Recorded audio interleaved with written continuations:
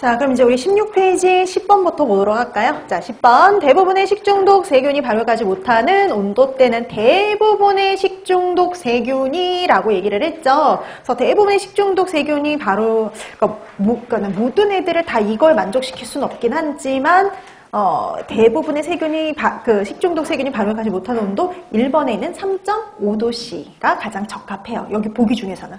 그래서 우리가 보면은 보툴리누스균 같은 경우에도 3.3도씨 정도 이하에서는 생육을 못 하거든요. 그러니까 그 냉장 온도에서 그 보툴리누스균 같은 경우 2형 기억나시죠?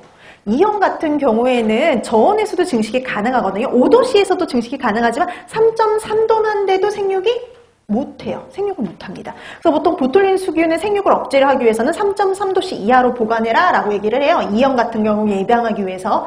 근데 솔직히 우리 저온균들도 있죠. 여시니아나 리스테리아는 여기 해당이 될 수가 없어요. 그래서 모든이 아니라 대부분의 라는 말이 그래서 붙은 거죠. 그래서 대부분의 식중독 세균은 3.5도씨 이하에서는 잘 발효하지 못한다 라고 봐두시면 돼요.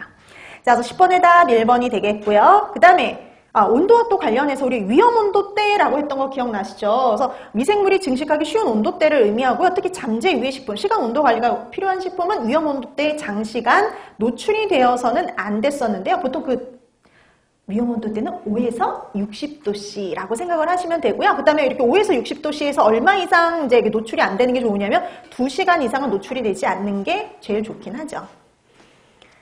자, 그래서 뭐 그것도 한번 봐두시면 될 것 같아요. 자, 그래서 10번의 답 1번이 되겠고요. 그 다음에 11번.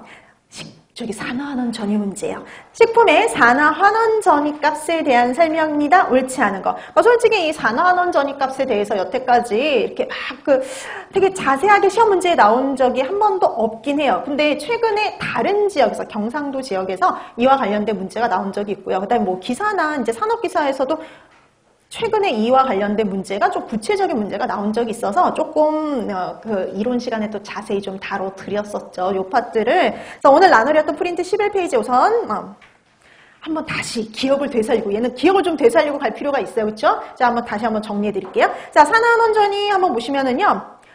뭐 위에 온도에 대한 건 뭐 다 일반적인 내용이니까 다시 한번 읽어보시면 되고 11번 산화환원 전이에 대한 건 조금 보고 갈게요.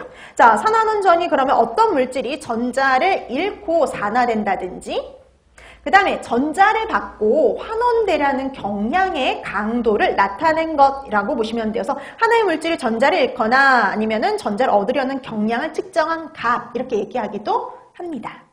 자, 그래서 우리가 산화환원 전이 값이 크다 이렇게 얘기하면 양의 산화환원 전이거든요. 그러면 양의 산화환원 전이를 우리가 이렇게 표현하기도 해요. 산화된 상태라고 얘기하기도 합니다. 그래서 산화된 상태가 양의 산화환원 전이, 그래서 산화환원 전이 값이 클 때라고 보시면 돼요.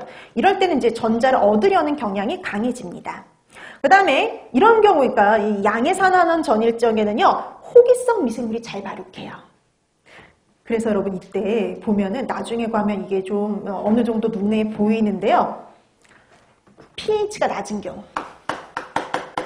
pH가 낮은 경우 보통 양의 산화환원 전이에요. 그 다음에 산소가 유입이 된다든지 산소가 이렇게 접촉할 기회가 많은 애들 있죠? 이런 애들이 보통 양의 산화환원 전이를 띠고 있어요.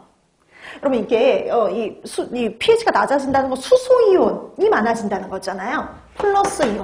이게 많아지면서 양의 산화환원 전이값을 갖게 됩니다. 그다음에 산소와 접촉이 많아질 때 이것도 산화된 상태의 의미죠. 그래서 그런 경우에도 마찬가지.